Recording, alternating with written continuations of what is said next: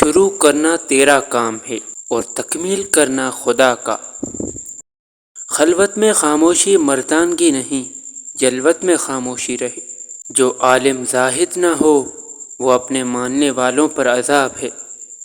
تمام نیکیوں کا مجموعہ علم سیکھنا، عمل کرنا اور پھر اوروں کو سکھانا ہے۔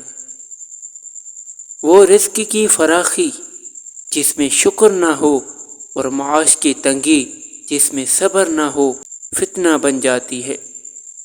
مومن اپنے اہل و عیال کو اللہ تعالیٰ پر چھوڑتا ہے اور منافق اپنے دھرم و دینار پر۔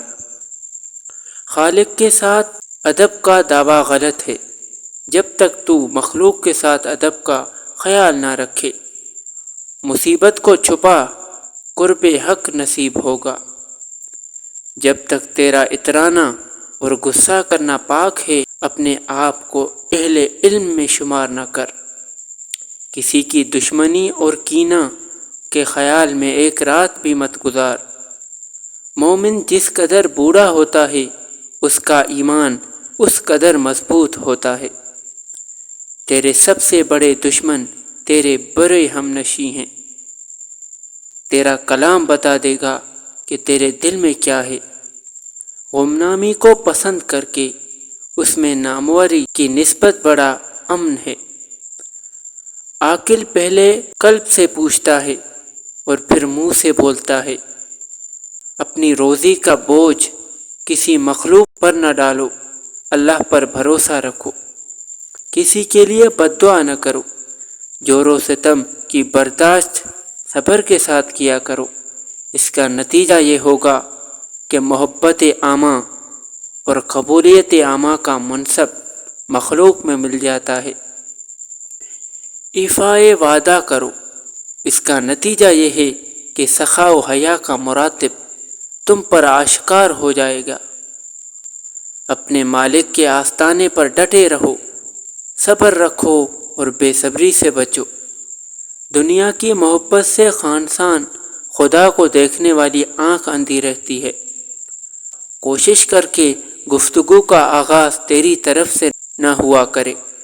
اللہ اور رسول اللہ صلی اللہ علیہ وسلم کی محبت فکر و فاقہ سے جڑی ہوتی ہے۔ جو شخص اپنے نفس کا معلم نہیں ہو سکتا وہ دوسروں کا کس طرح ہوگا؟ بے ادب خالق و مخلوق دونوں کا معتوب ہے۔ ابن آدم سے ذرا بھی طمع نہ رکھو، کیونکہ عزت برغ یقین صافی توکل شافی اسی خصلت میں ہے اور زہدوروں کا حصول اسی بات پر منحصر ہے۔ جھوٹ سے بچو اور ہنسی مذاق میں بھی جھوٹ کا استعمال نہ کرو۔ اس کا نتیجہ یہ ہے کہ اللہ تعالیٰ شرح صدر فرمائے گا اور علم صافی عطا کرے گا۔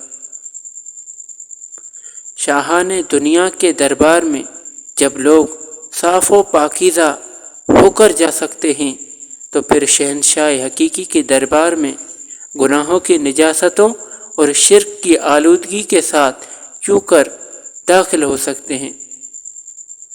اپنے احوال کی شکایت کسی دوسرے سے مت کرو، ایسا کرنا اللہ کی شکایت کرنا ہے۔